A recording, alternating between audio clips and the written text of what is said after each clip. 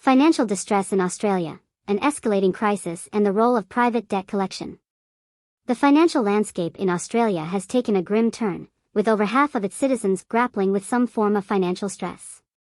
Energy poverty, food insecurity, delayed medical treatment, and housing insecurity have become increasingly prevalent, putting an immense strain on countless individuals and families.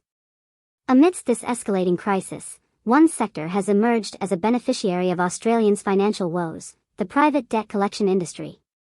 A recent investigation by Guardian Australia has delved into the inner workings of this industry, casting a spotlight on its practices and the efficacy of regulatory oversight.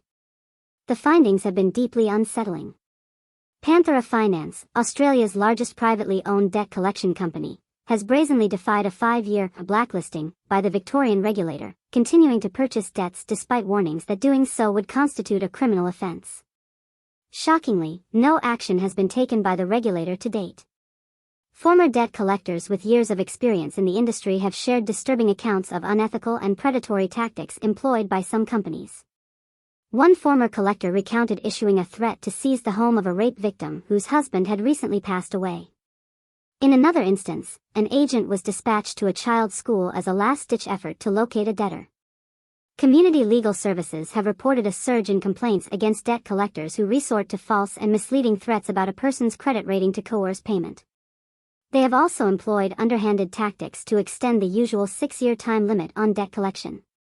The Australian Financial Complaints Authority, AFCA, acknowledges an increase in complaints concerning debt collectors, with a 9% rise in complaints over the past year. While specific complaints about inappropriate debt collection practices have declined, complaints alleging intimidating communication and ongoing debt collection during AFCA investigations have risen. The peak body representing the industry, however, disputes this rise, citing its own data analysis that shows a steady decrease in complaints since 2020. However, this data excludes complaints resolved prior to AFCA involvement. The industry body maintains that less than 1% of complaints are substantiated to indicate any fault on the part of the debt collector. Yet, debtors who have faced harassment and mistreatment paint a vastly different picture. They describe a massive power imbalance between debt collectors and their targets. Without effective regulation and robust public scrutiny of the private debt collection industry, this imbalance poses a significant threat to society's most vulnerable members. The escalation of financial stress in Australia demands urgent attention and comprehensive reforms to ensure that the rights of debtors are protected, and that predatory practices are eradicated. The need for a fairer and more just financial system is paramount, one that prioritizes the well-being of all Australians, not just the profits of the few.